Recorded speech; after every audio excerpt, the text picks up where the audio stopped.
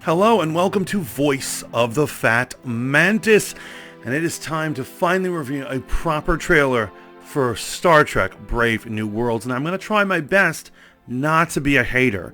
Now I understand there was a lot of controversy that I am such a huge Star Trek fan, and I really didn't like Discovery. I got through season 1, I was appreciative of it, I see what they were trying to do, I saw the different levels of what a different type of Star Trek could be, and I was kind of into it, but they lost me along the way. It just constantly, in my opinion, fails to meet the expectations of a hardcore fan. And the problem, it's possible that I'm just too hardcore a fan. I'm just too into Star Trek to like these weird Klingons or these time travel technology that doesn't belong. You just don't feel like you're in the Star Trek realm. Now, when I finally heard Star Trek Strange New Worlds was coming, it was promised to us that they were going to make a Star Trek that was more like the Kirk era, that was going to be more classic Trek, more meet up to your expectations. It was going to be hopefully character centric, meaning that they feature a different cast member every episode as the main character, and they don't just focus on some Mary Sue that they've added. Sorry, that was a jab, and I'm gonna stop doing those jabs. I'm gonna be, you know what? I'm gonna be well behaved. And so here it is. We're going to watch this bad boy. We're going to watch this trailer. You're going to hear me comment it, and I'll give you some final thoughts. So, my Trekkies, let's get back into it. Finally, a Star Trek we might be able to appreciate. So what do we have here? Okay. The preview before the preview. Okay. Now, I will say, I do appreciate New Trek's planets and the realistic settings. That really looks like some alien conference. And he's charming. He plays a great Pike. That's why I'm really interested in the series. Oh, look at that. 10-4 looks beautiful. Absolutely.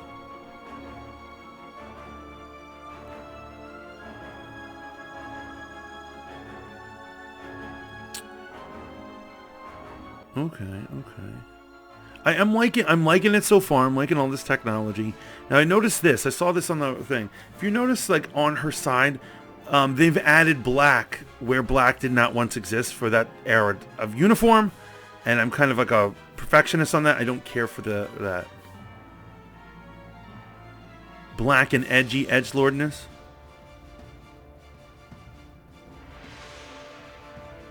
Okay.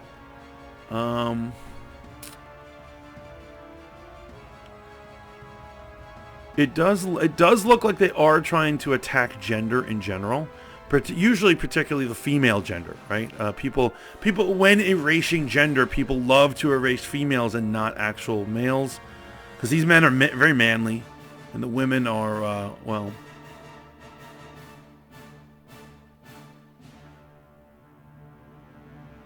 Oh, look at it! It does look good. It's beautiful. It looks good. Look at that! Look at that Enterprise.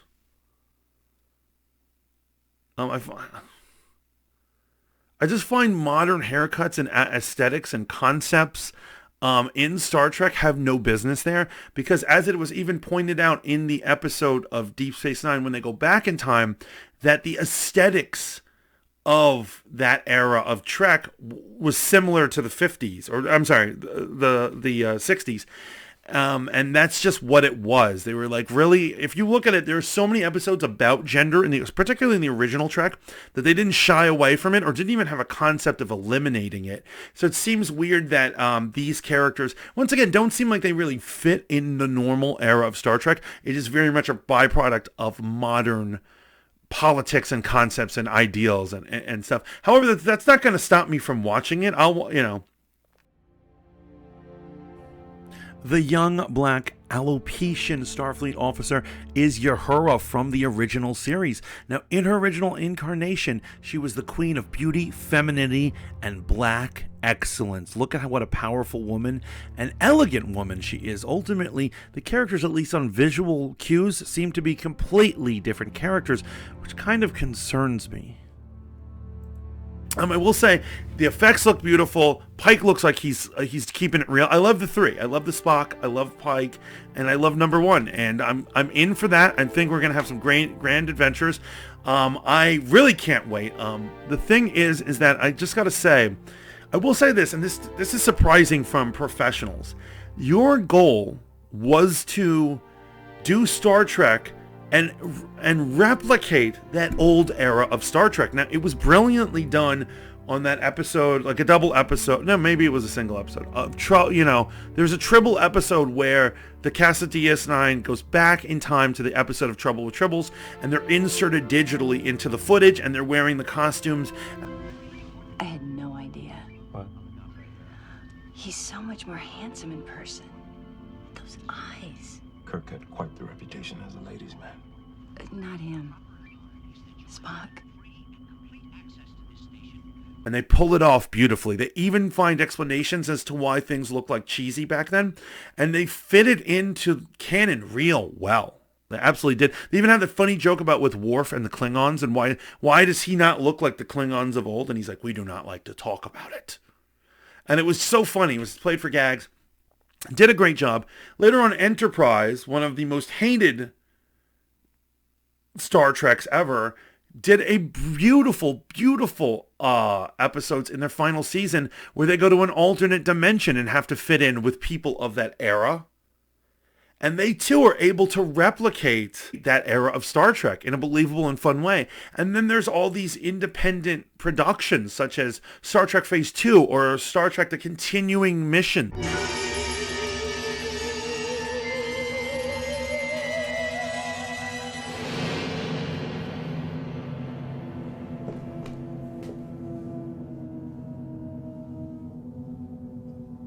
I've lost to the captain.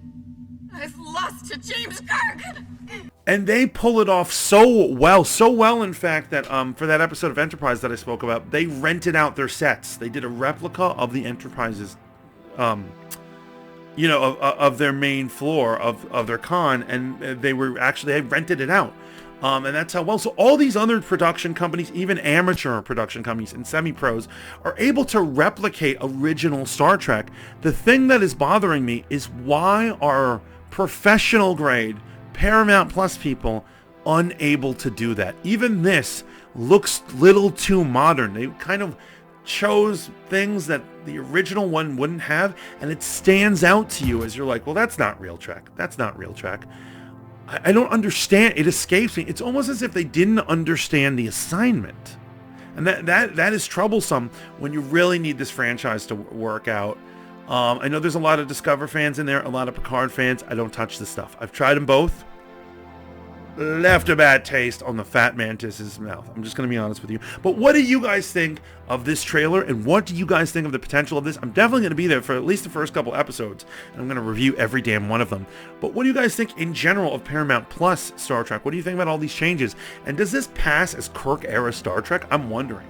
Please let me know down in the comments. Remember to like, share, and subscribe to Voice of the Fat Mantis for more updates, reviews, analysis of everything on nerd culture and everything that's fit to print. Until next time, ciao for now. Hi guys, still the Fat Mantis over here. If you guys are into these kind of hot button topics and fresh takes and fun conversation, you don't always have to wait for my twice a week commentary videos to engage in them with me, the Fat Mantis. I actually do a live stream every morning at 11:30 a.m. Eastern. I can be found on Twitch and at Spotify Green Room for you audiophiles who just want to have a radio experience. It's fun. We hang out. We do all sorts of things. We may talk about the news. We may talk about the issues of the day, or we could just be hanging out, talking about comics, video games, whatever you like. Wherever the chat takes us is where we're headed. We get a little zany over there, but it's a good time, and quite frankly, it's a great way to start my morning. And yes, I don't wake up till 11, but I hope to see you guys there. Please check me out on my other apps. I'm going to be creating content literally every single day for you guys because I love you. Now, this is the real ciao for